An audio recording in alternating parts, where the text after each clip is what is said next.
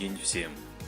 Сегодня делюсь с вами рецептом, одним из самых популярных и, пожалуй, самых любимых супов всех времен – солянкой. Первым делом приступим к бульону. Лучше, если он будет сварен на основе говядины. Если у вас нет говядины, можно взять куриную грудку, но тогда бульон будет не таким крепким. Поставим говядину вариться на 1,5 часа. По мере закипания не забывайте постоянно снимать пену. Естественно, бульон пока не солим. Пока бульон варится, нарежем тонкими полукольцами репчатый лук. Я взял 3 средних головки.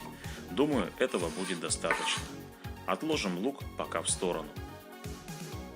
На терке среднего размера натрем морковь. Она придаст нашему супу еле заметную сладость и яркий оттенок.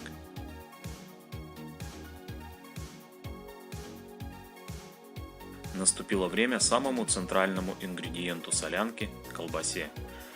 Я взял, как это полагается, несколько ее сортов. Подойдут любые копченые ее сорта. Сырокопченая, копчено-вареная, сервелат, окорок и так далее. Только постарайтесь, чтобы их было хотя бы не меньше 3 видов. Для большего разнообразия я добавил также обычную докторскую колбасу. В обжаренном виде она прекрасно вписывается в солянку. Все колбасы я нарезаю соломкой. Мне такой вариант больше по душе. Вы можете нарезать, как вам больше нравится. Кто-то нарезает ее кубиками. Неплохо, но думаю, что это не принципиально.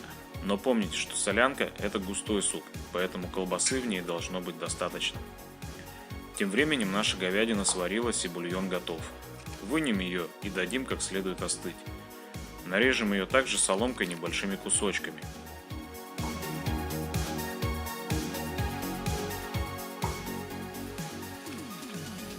Возьмем немного растительного масла. Для большего аромата я взял масло с розмарином. От этого солянка будет еще вкуснее. Добавляем его в разогретую сковороду. Помните, что суп будет достаточно жирный, поэтому масла я использую немного. Обжариваем лук до золотистого цвета. Следом добавляем морковь и не забываем все постоянно перемешивать.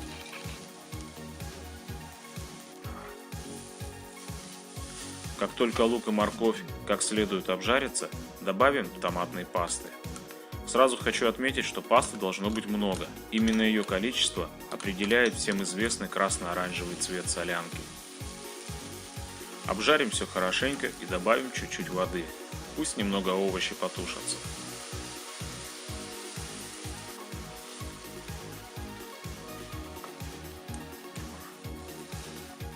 Также добавим немного черного ароматного молотого перца.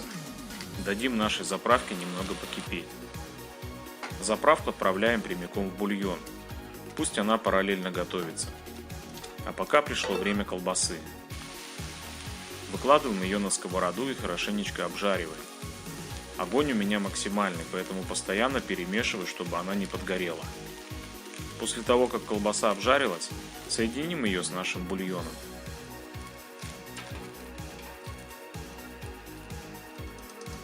Затем я слегка обжариваю немного копченых свиных ребер. Думаю, что хуже от этого солянка точно не станет. Опускаем их также в кастрюлю. Пусть немного все поварится.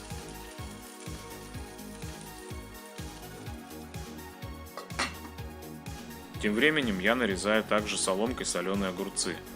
Огурцы подойдут любые, но лучше, конечно, использовать свои домашние.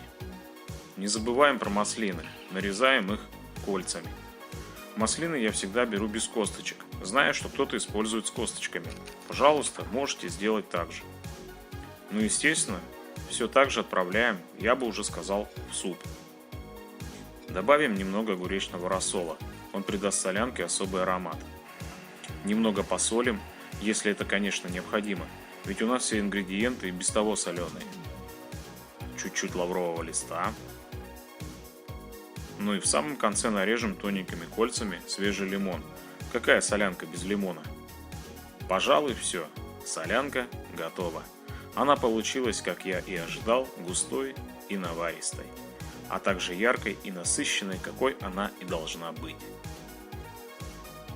Подавайте ее горячей и не забудьте добавить сметаны. По желанию добавляйте свежей зелени. Приятного всем аппетита, друзья! До скорых встреч!